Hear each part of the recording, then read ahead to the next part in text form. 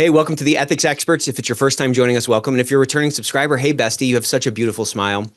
See what happens when you subscribe. You get a bonus greeting on every episode. On this episode, we talk to the one and only Jason Lesandrini. He is a organizational ethicist and a clinical ethicist. And this conversation is, buckle up for this one.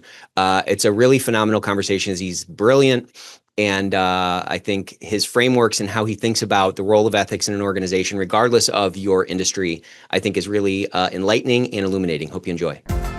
Welcome to the Ethics Experts, where we're elevating ethics and compliance and HR to the strategic level it's supposed to be. Jason, hey, man. Hey, how are you, Nick? Good. What's happening? Not too much. It's a calm day on Friday. Nice. That sounds like a really fun Friday. Yeah. I'm having a Monday today, so imagine that.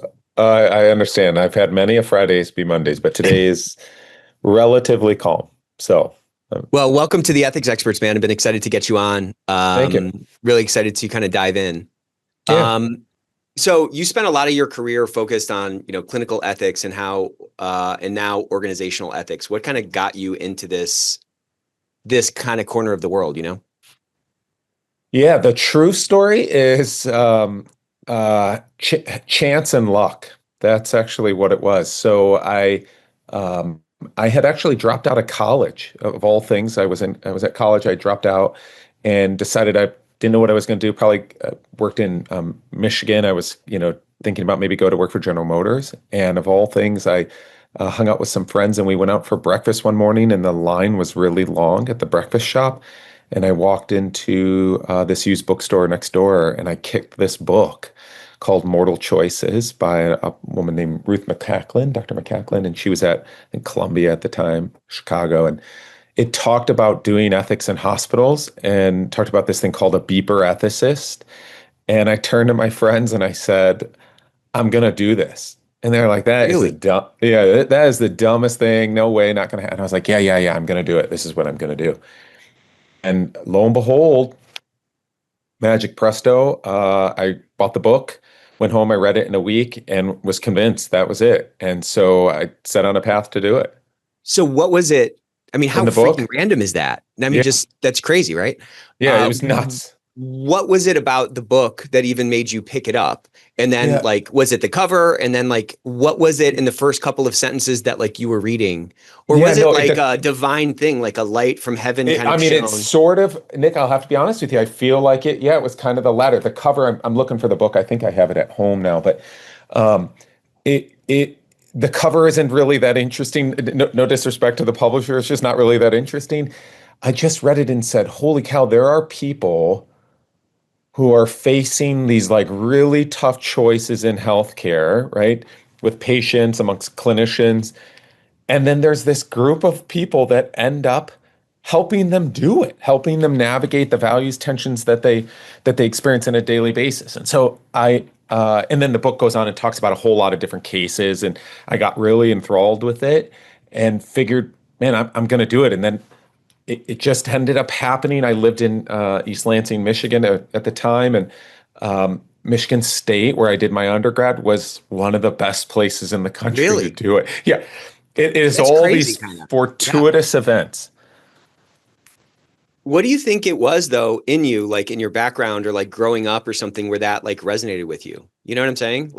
There must have been, I mean, maybe you were just imbued with, this this tuning fork or something, but do you feel like in reflecting back, were there any things that, you can kind of point to in terms of the way you grew up or in terms of the values that were kind of embedded in you at a young age that this field kind of resonated with you as you're just freaking flipping through this book before you ordered your hash browns? Yeah, I don't understand. I mean, the short answer is I'm not sure exactly. I don't understand. I think the long-wind answer is, I was raised by a caring and kind family. It was a bigger family with my grandparents, my parents, and they integrated a lot with healthcare. My grandparents were sick. My mom had been sick sometime. My dad had also been sick, and so maybe I just had exposure to healthcare, and that was just sort of a natural place for me to plug in.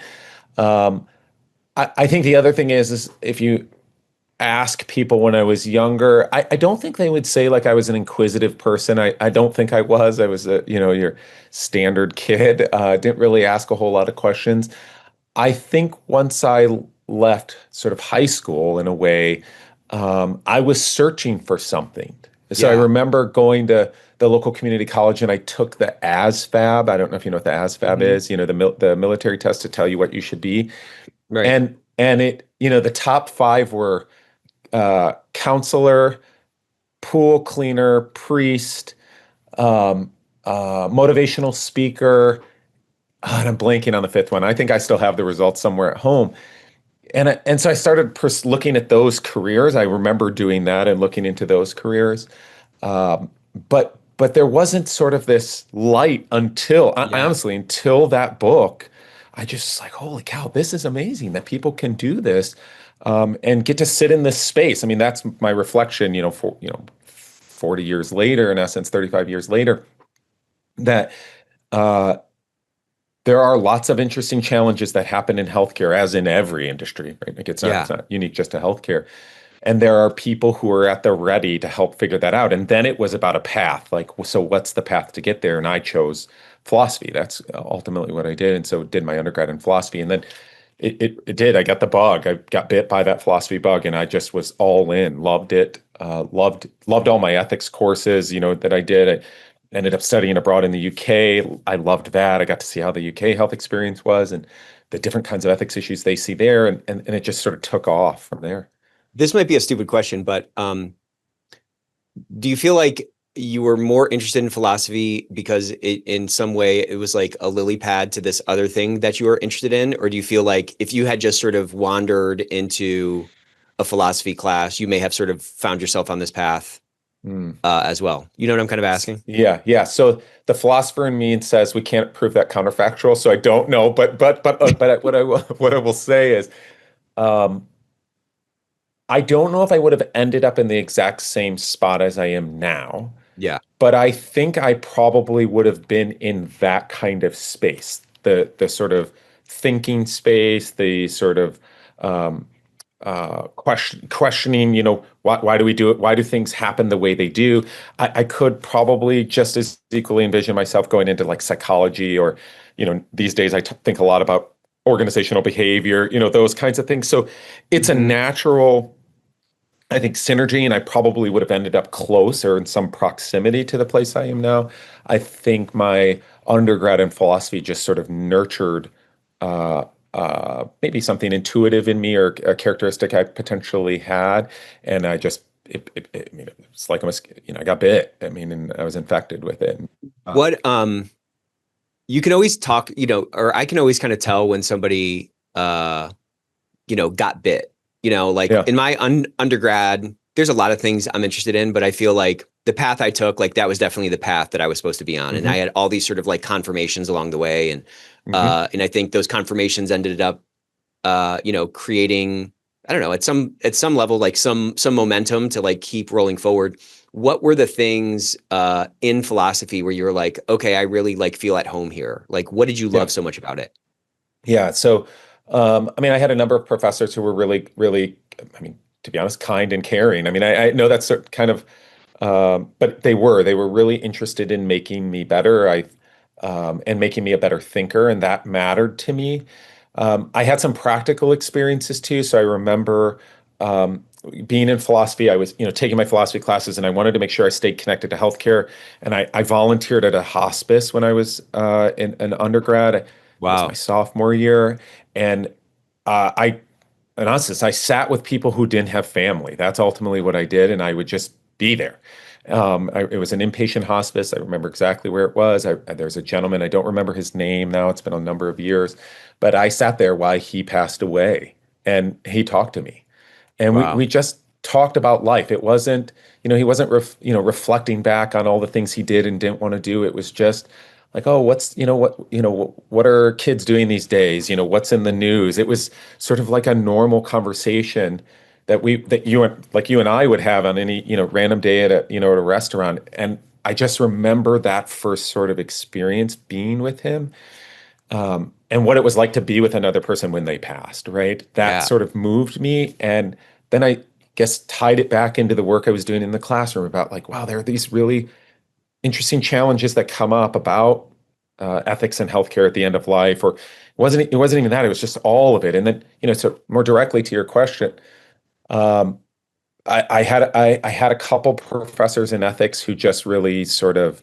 pushed me. I think that was part of it.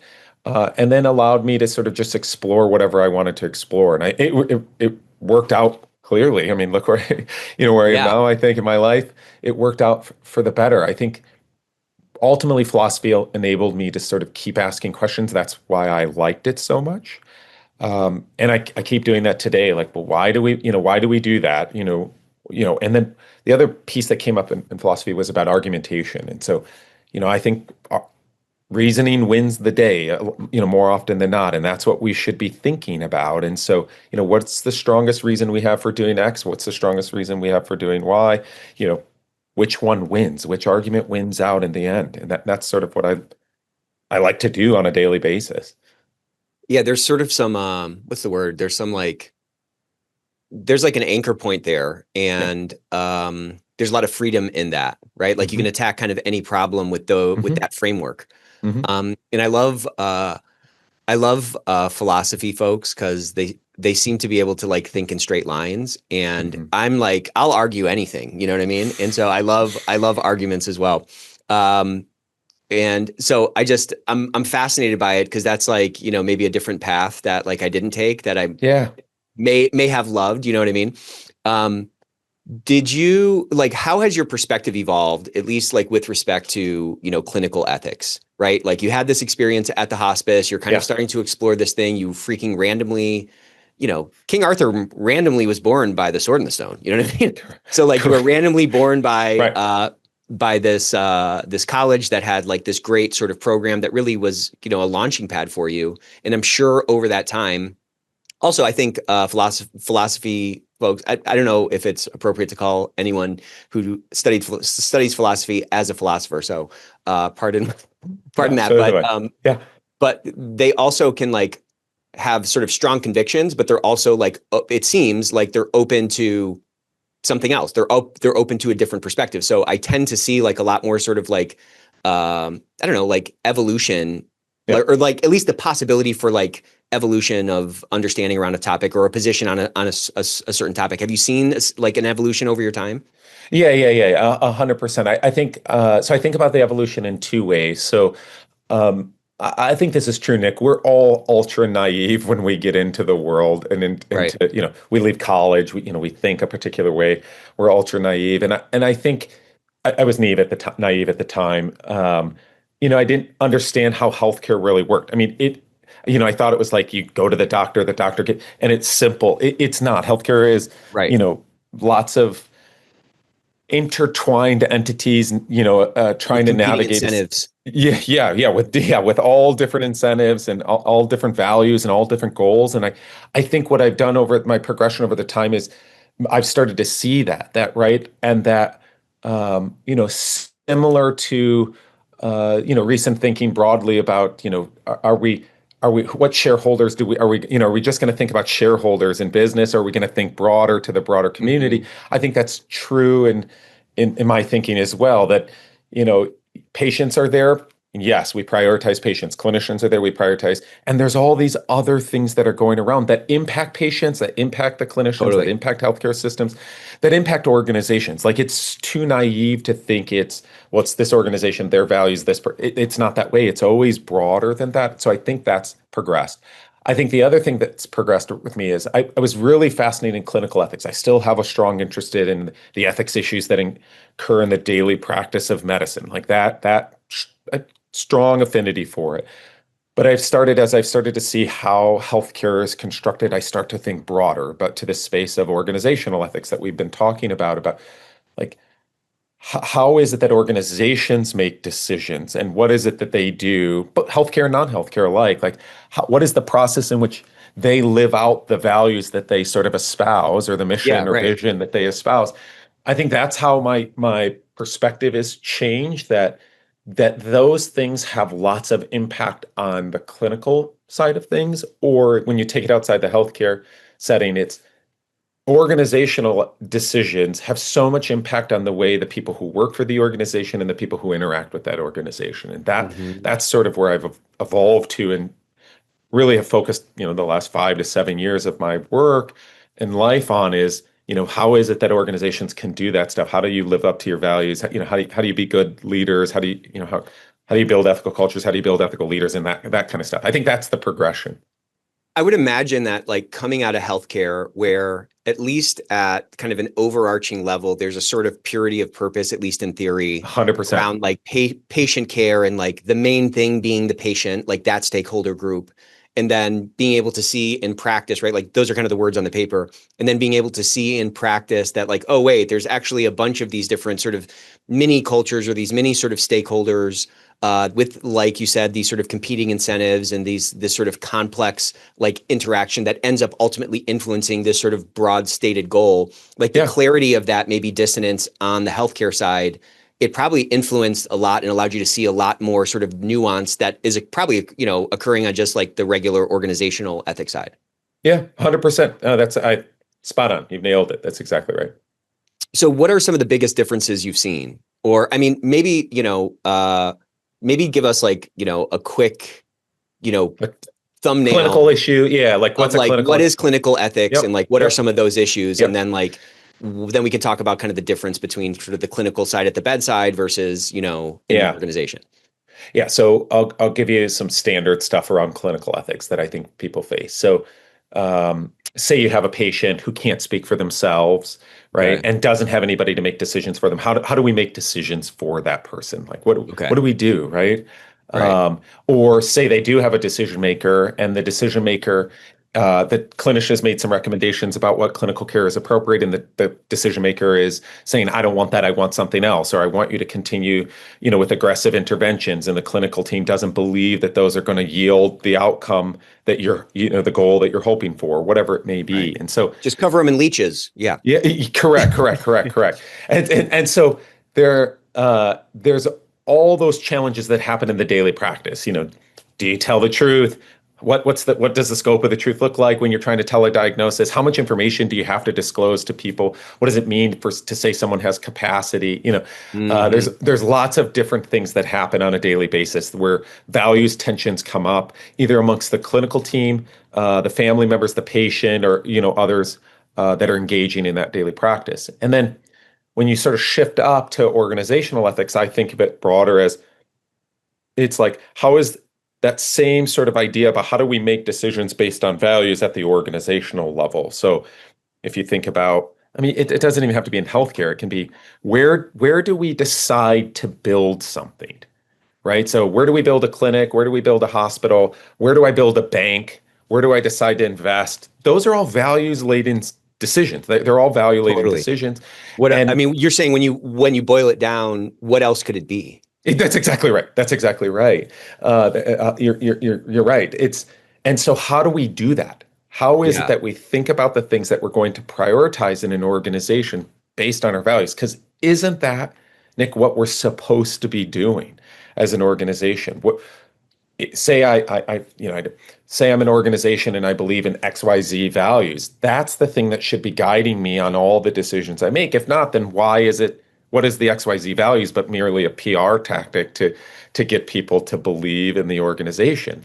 So if we're Right. really going to live out the organization, it's about values. And so the leaders in the organization have to think about those values as they're making decisions. And so, the clinic one is one for an example, or building a facility is another one.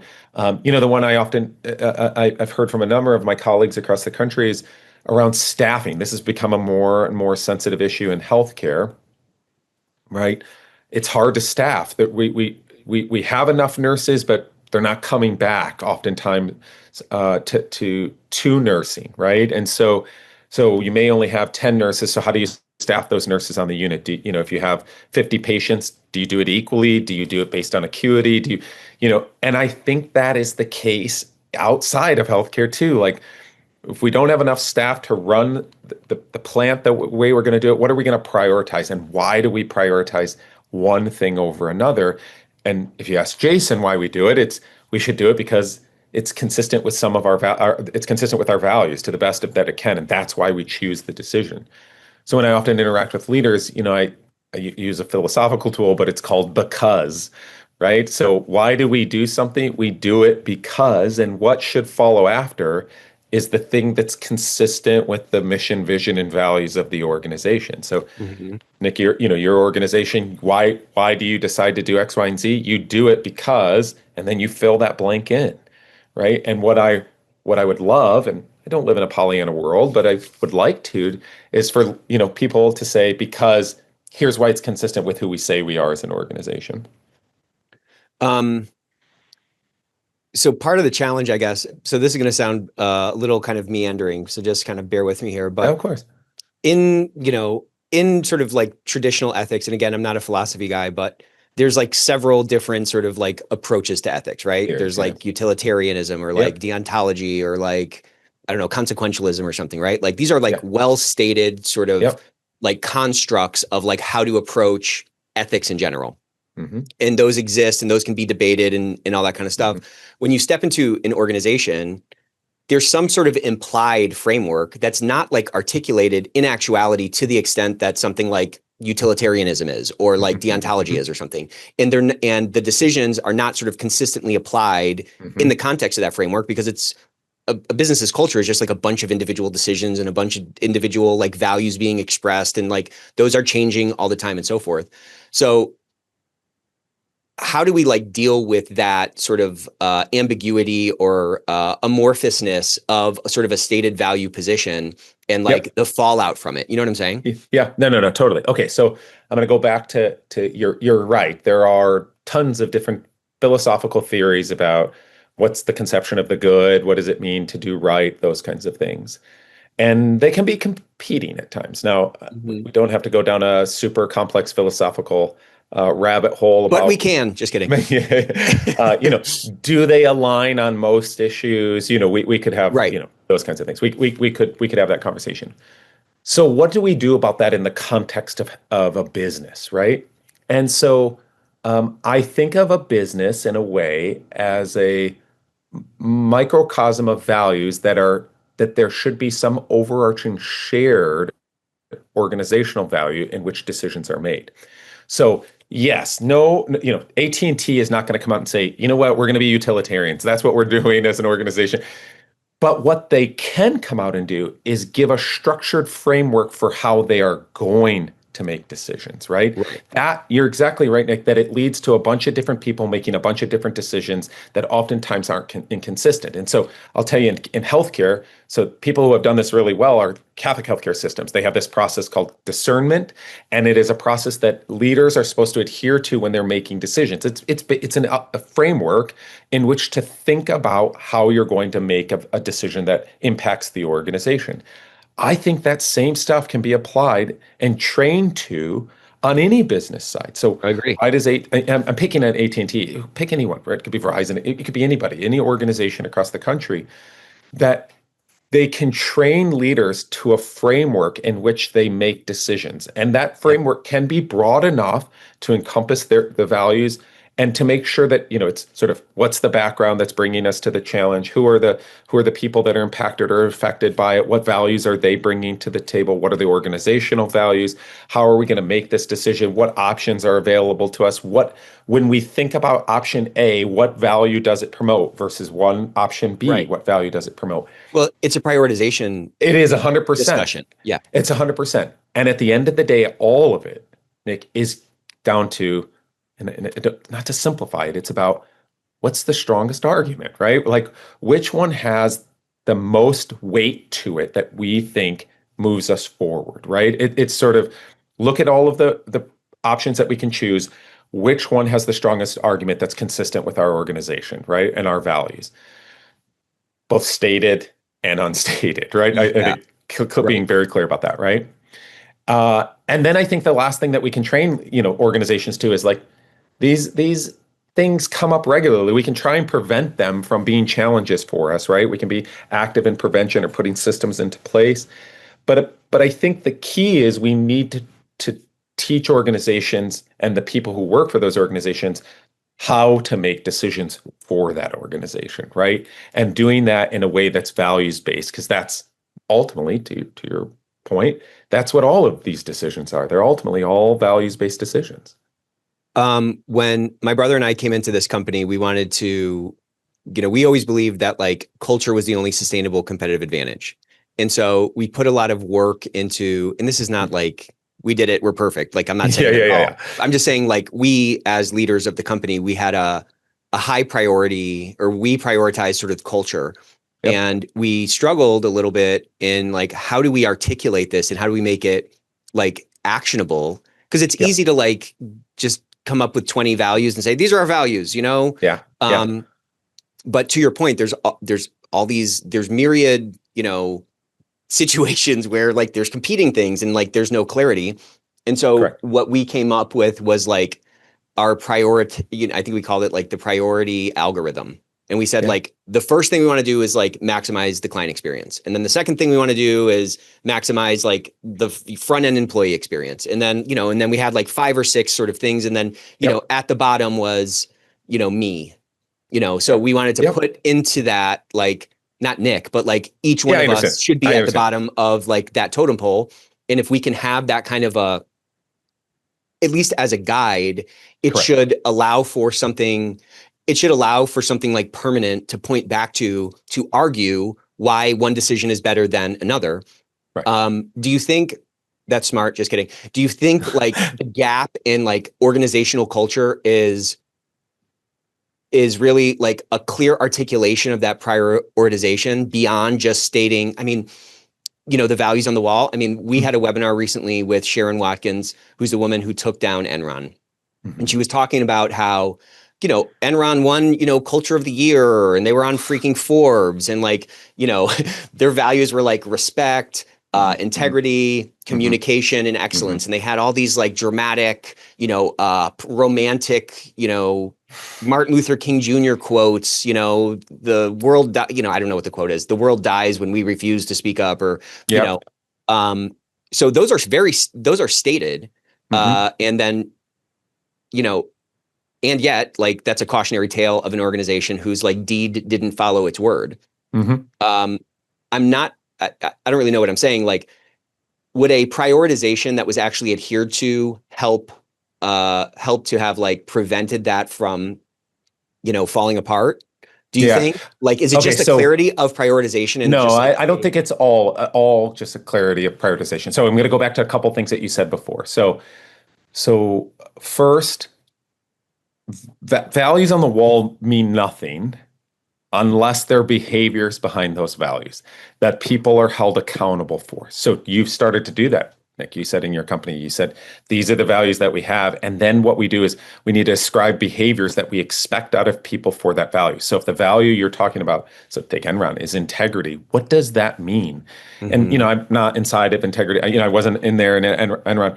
But oftentimes what we see across organizations, I think this is pretty well published, is we put values up on the wall, we have a mission that we put out there, and then that's just it. It's just left there to be, right? Okay, done. Good. Exactly. Next. Yeah. And the assumption is that the team members and leaders who work in that organization know what those things mean for the organization, right? So I think there was a paper that was published, this would have been a long time ago, 15 years ago. I think there was a paper that was published that looked at like, what top values do the top 100 S&P companies have?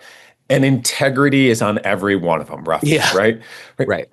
So 2 things I think to say about that. One is, okay, that's great. There's 3 things. That's great. 2, is that really what makes you unique? Is that you have integrity? If that's the case, the other 100 companies have that too. So you're not really that unique. And then 3, what does integrity mean for that organization? Like, what does it mean? And so, I've seen different examples of this. There was an example, I don't know if YKK was a zipper company. I think it was in Japan, but then they had the first plant here in Georgia. And they did a bunch of this stuff. They talked about their values and then what those behaviors were that tied into those values. And so that's, stuff I've done with groups is, okay, fine, you can have those values. Those are great. If you want to have integrity and whatever, those are great. Now tell me what that actually means to the leadership team, and then how are you going to monitor that in the work and the behavior? And I think in Enron, don't know all the details. Yeah. That wasn't monitored, right? There wasn't, this is what it means, here's the behaviors, and then now we measure to it, right? Even if you had all that, Nick, I'm not sure you could still get rid of it because you still had humans working there, right? And so you have all these opportunities for biases to kick in, right? Or for blind spots, or pressures that come from internal and external, or perverse incentives, as you've said, we've said before. And so there are lots of other things that need to be done, but I think that's sort of what starts the foundation. Then I think it's then exhibiting that behavior as leaders with all team members. My gut and sense is that a lot of team members come to work looking for someone to help fill in the moral framework at work, right? Yeah. So I think they may have their own moral framework at home, but when they come to work, right, Nick, when they come to work for you, they're going to look at you and see what you do. I was just talking about this with another group. So Nick, if you leave 20 minutes early every day for work, that sets a behavior, maybe not explicitly endorsed, about what it's okay to do with time, right?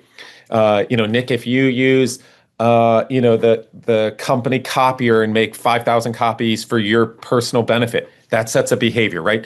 And so it's about the leaders sort of exuding the behaviors that you're looking for and letting other team members see that and pointing that work out, right? It's not just let it be tacitly seen like, hey, I wouldn't do it this way, but Nick, you could, is like, look at me, I'm a good person.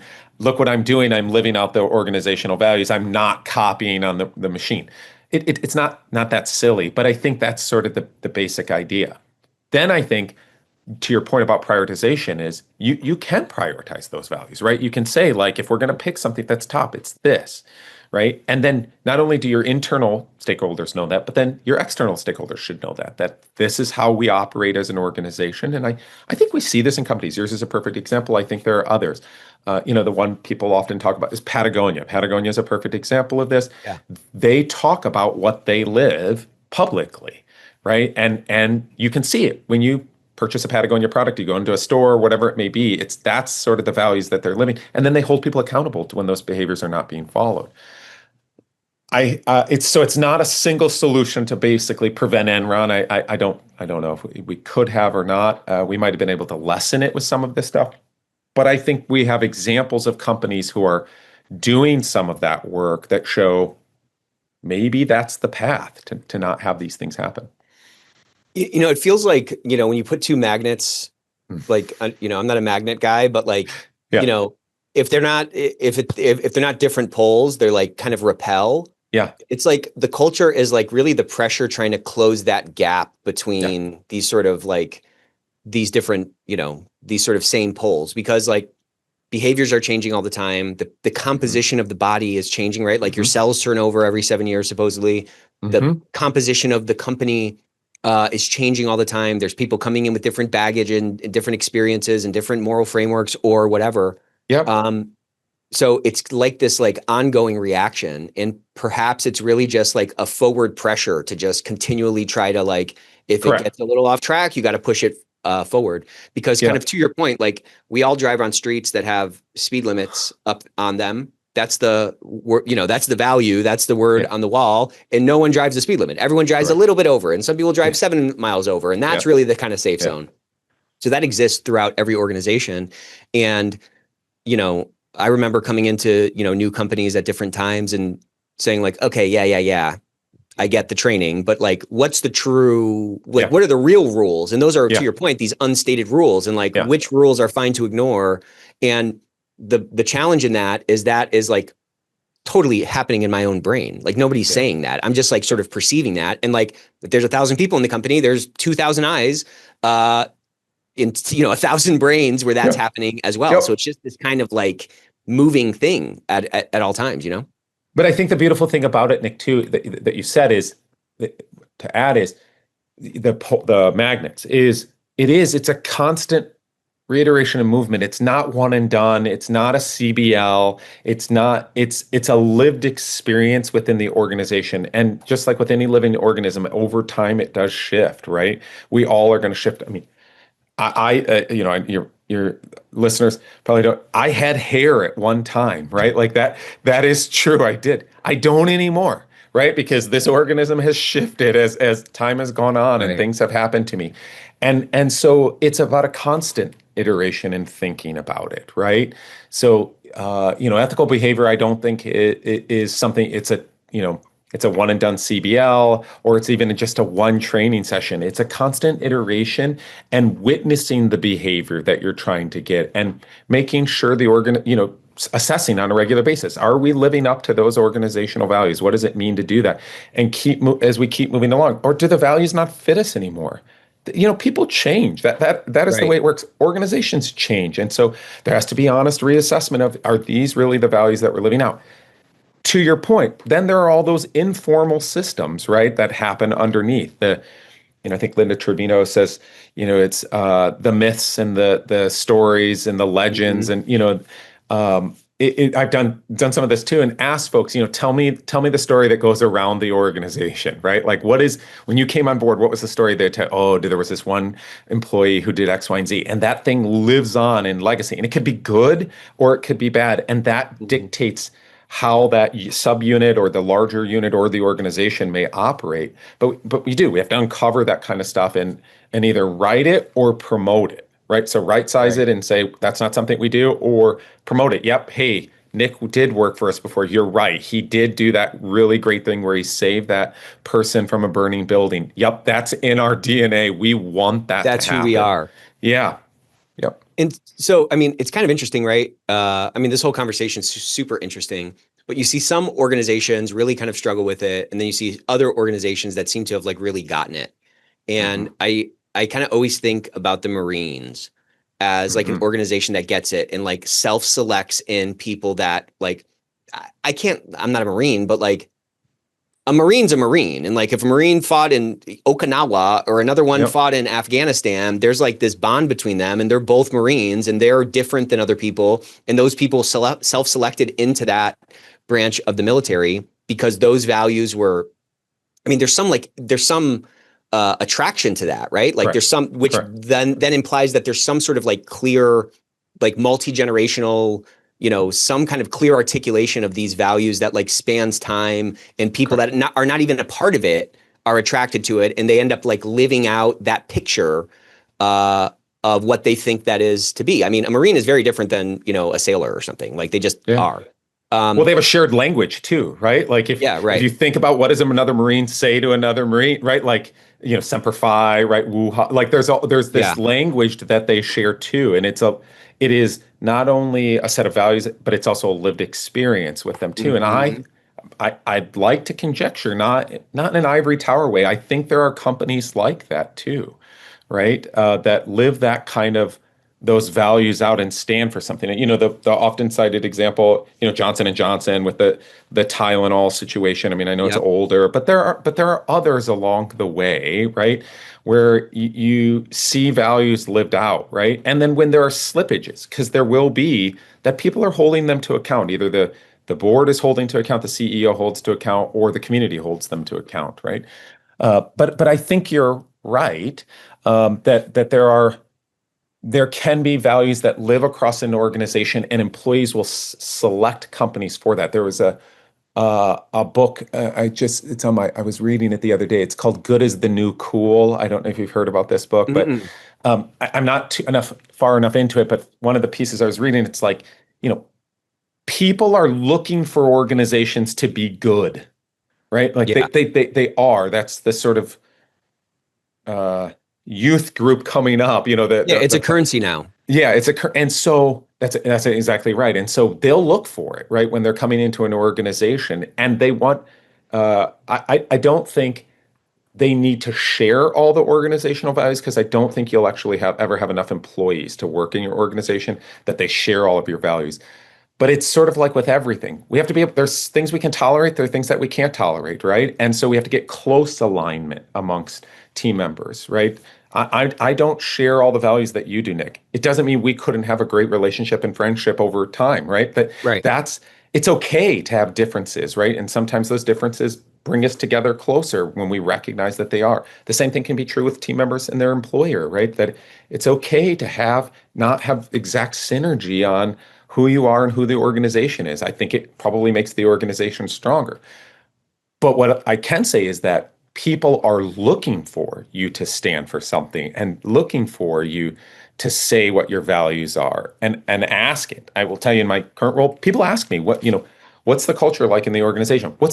And this is the other thing I've been getting a lot of, what's the culture like on your team? Yeah. And what's funny to me is I often say, listen, you shouldn't believe anything I say. That's what I say. Yeah.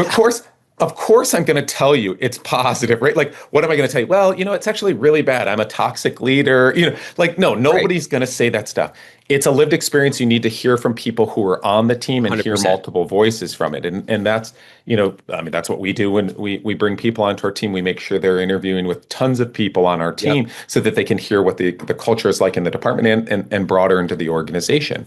But I think people are ultimately, this is just around, like, that's what I think people are looking for is a set of values that they can live with in a job and feel connected back to something meaningful.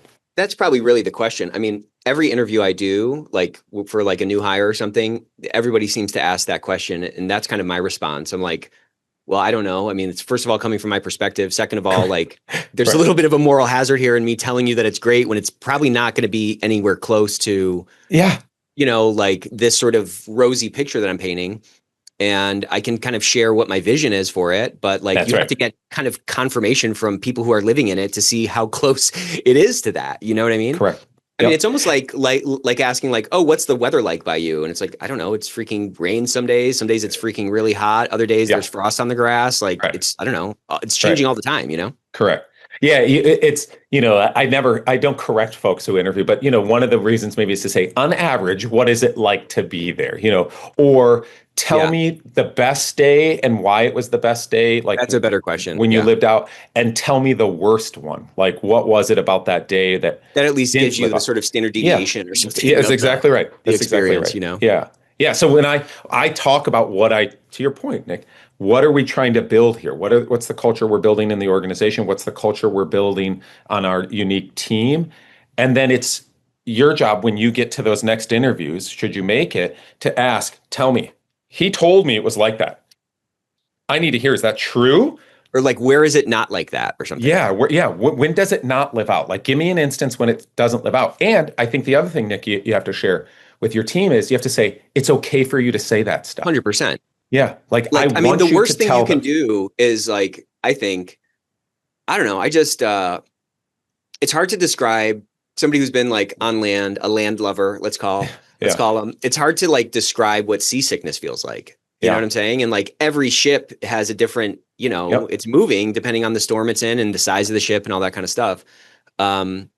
I think a lot of times we as organizations want to say like, no, there's smooth sailing, man. It's like, you're not going to feel any. I've been on a cruise ship, which are freaking floating cities. And like, you can feel that thing rocking, you know what I mean? Yeah. And like, if you're in that same spot in a schooner or something, it's gonna be rocking a lot more. And Yeah. so I think, people are excited when they're coming into a new job. They want the values to your point of, good is the new cool. They want those values to be true.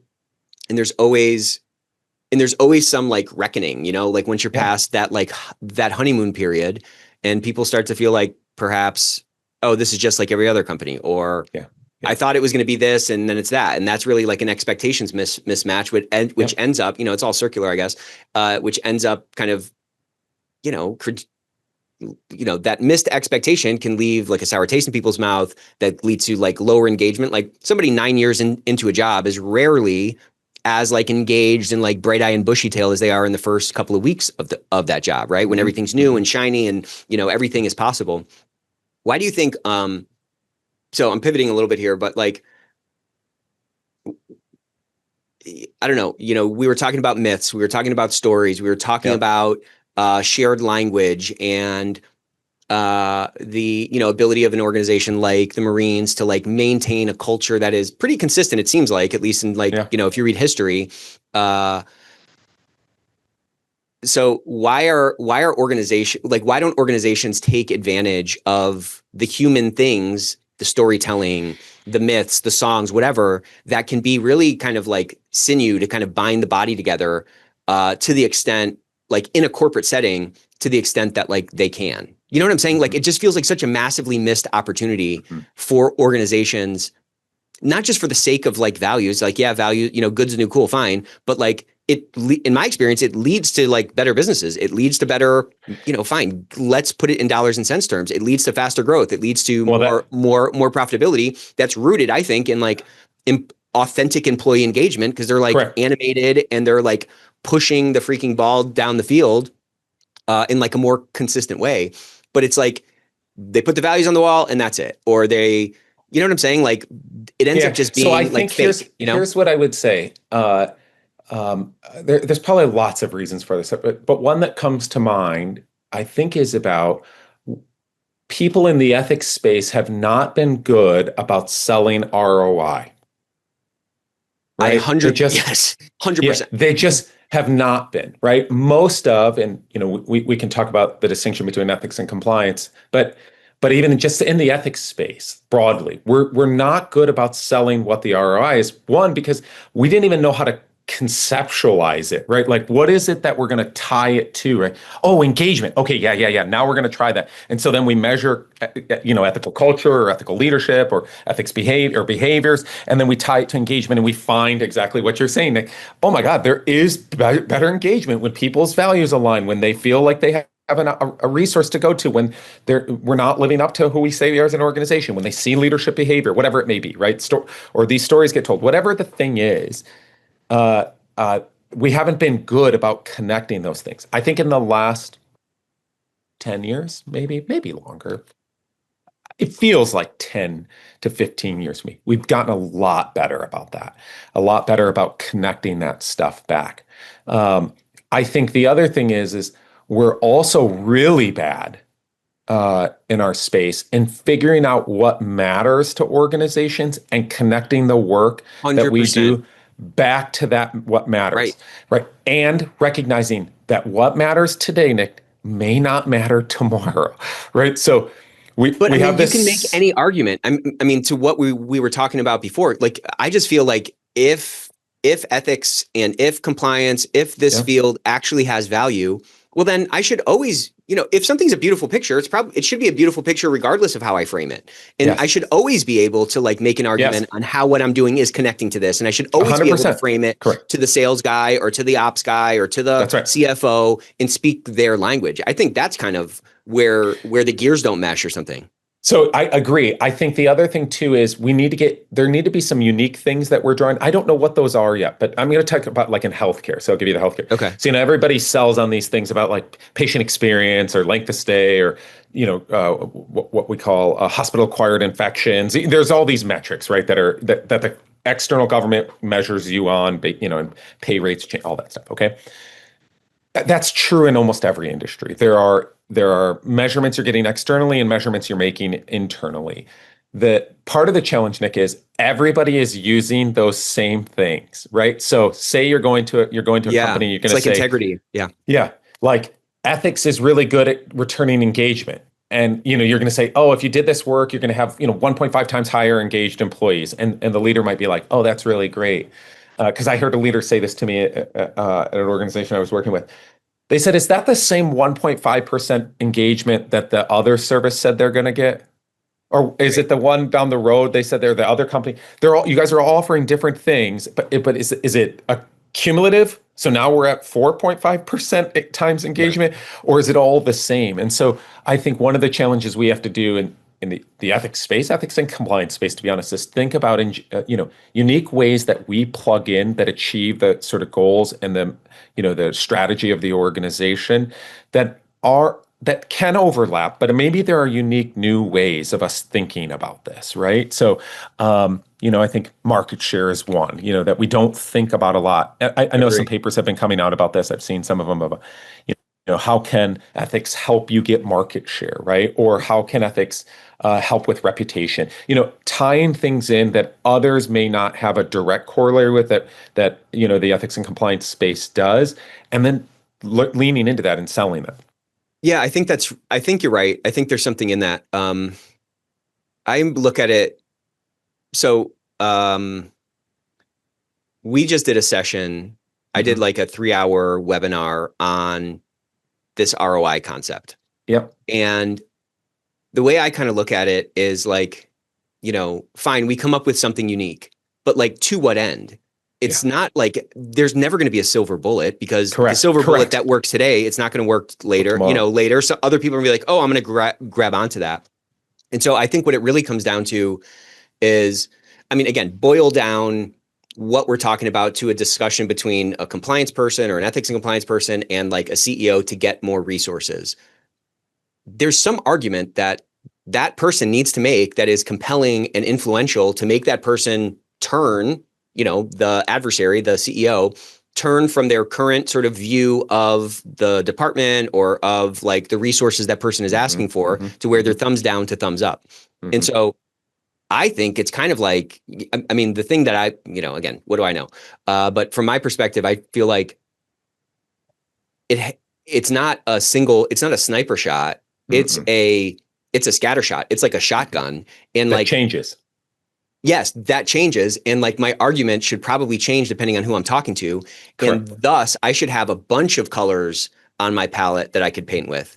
Because if somebody's colorblind, well, then I'm just painting in reds and greens, okay? If somebody is, or maybe not, maybe browns and blacks or something. No, I'm colorblind. It's not exactly like that, but I understand. Okay. Yes. You know what I'm saying? But like, I need to your point, like I need to frame it in a way that's compelling. And I think many times we just try to hold hang our hat on just that single data point of employee engagement. I think that's part of it for sure. But a compelling argument to me is like, well, I influence this, I influence this, I influence this, I influence this, I influence this. And you can cut, and if you think I'm being too Pollyannish and you think I'm being too aggressive, cut each one of these things in half and it's still a compelling argument. Correct. That to me is more compelling. And like, in this whatever webinar that we did, I was kind of going back to, this thing comes out, the world's most ethical companies, and their stock price always outperforms like the rest of the market. Well, like that stock price differential is an enterprise value differential, and that enterprise differential is a composition of a bunch of things in the respective profit and loss statements. And each of those profit and loss statements are a bunch of accounts that are a bunch of like actions and activities. So to your point, like I can grab a little bit of this, I can grab a little bit of this, I can grab a little bit of a market share, and merely, from my perspective, in merely making that argument, you have the opportunity to like add some dimensionality to the position. Cause like, I know that I'm 3D, I probably look 2D to you on the screen, but if I can talk about some of this other dimensionality, then I think you start to increase the odds of that argument landing for somebody who might be myopically looking at the impact of this sort of cost center role. Well, and I think this is just an and to your point, and it's the user you need to tailor to, right? So that's 100%. The other thing. You said it, I think I remember being in a session, this is 15, 20 years ago, I was talking with a leader about ethics, and I can't even remember the organization. I remember I was sort of trying to show the ROI based on 3 different metrics. And he came back at the end and he says to me, wait. And he looks at his phone, Nick, and he pulls up his calendar and he says, this is a talk about ethics. And I was like, yeah, it is. And he said, when are you going to get to the part where we're supposed to do it because it's the right thing? And I turned to him and I said, well, I definitely can say that if that will help you. I have no problem doing that. And I think this is the right thing to do. I don't disagree with that. I said, but would you be persuaded by that? And he turned around and he's like, continue on. Yeah, exactly. Right. Because it's not actually mobilizing. That's correct. Not actually mobilizing. Right. This is the other thing, like, and you've probably had this experience too, Nick. You go in, you're talking with the CEO and you're like, well, don't you want to do the right thing? Of course they want to do the right thing. I've never had a CEO and you tell me this, or a leader say to you, you know what, I think we should really work on doing the wrong thing here. Like, could you 100%. Tell us what the wrong thing is? No one's going to say that. Correct. And because no one thinks that they are doing 100%. On balance, it's about right. Balancing whatever priorities they have at their plate right then. And so your job as the seller, right, or the person who's trying to push an initiative is to connect back with what connects with them, right? So if it's engagement and that's what it is, then that's the double down. Yeah, you got all these other great things, but then that's where you need to go. Or to ask, I worked with an organization one time and I met with the executive leadership team and I was like, tell me the 5 things that keep you all up at night. And, they list them up. I was like, can't touch that, can't touch that, can't touch that. Those 3 things, 1,000%. Let me show you how. And then laid it out, right? And I think we just have to get smarter. Now you have a map. Now you have a treasure map on what you can traverse toward and how you can sort of form your argument and frame it again. I mean, I love this space, dude. It's like, it's so interesting. There's so much opportunity in it. It's not like some of these more like mature departments in organizations. You know what I'm saying? Like, the sales department, the marketing department, I'm not saying they don't have their own challenges. I have those departments in my organization and I'm finally attuned to the challenges of those things. But like articulating the value is not as hard for those sort of, and maybe it's just a question of like the proximity on the P&L. The closer you are to the top, the easier it is to like make the case for your value. For something like ethics, which is amorphous, culture is this sort of thing that just sort of floats around. It's harder, to your point, to like tie it down and like maybe 100 years from now, the ethics department, everyone will be so bought into it that like they'll look back on conversations like this, like, oh my gosh, imagine they were freaking debating on like the value of this thing. Yeah. What's this argument? Yeah. But like right now, it's not formed yet. Like right now, we're like Lewis and Clark. We're like traversing new territory. We're like exploring, and there's this like pivot happening, this shift happening. To your point, like that book, my grandfather would not have bought that book. Cool, good as the new cool. You know what I'm saying? Yep. People today will buy it because they're thirsty for it, and we can talk about like why that is and all that kind of stuff. But it's such an interesting mix of all these things. Like, of course, you need to know the regulations, and you need to know, you need to put these sort of structures in place to manage the risk. But you also need to like influence people up and down the organization. You have to influence the stakeholders to like, hey, this is real, or this vision we have for the values of our company, they can be real, but it requires your participation. Managers, you have to like, model this stuff. Leaders, you have to like give me assets. You have to give me like resources to like make this thing, actually like animate it. We have to animate this thing in the organization. So it's just like an exciting, time, I think, in our space. I think the other thing that's really exciting that's going on right now, and this is happening even more outside in healthcare, we have not a lot, but there are people like me in healthcare organizations across the country. I think we're starting to see, especially with AI, but I'd like to see it even broader, about organizations bringing on people who are dedicated to ethics, right? So like you see a lot of the Salesforce, I think recently just hired a couple, ethicists for AI work. I think there's a number of organizations that are thinking about this.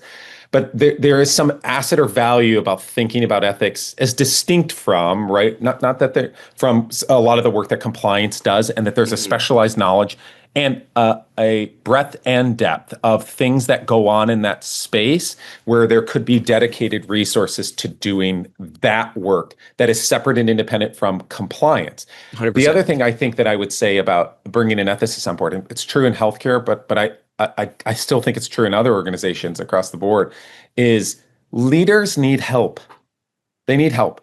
They encounter challenges in their daily work, and a lot of them they can address themselves, right? They can understand what the values are of themselves, of their organization, and they can make decisions. But we don't see outside of healthcare organizations hiring folks to help leaders navigate through the ethical challenges that they have. We basically say, you're a leader, tough it out, Nick.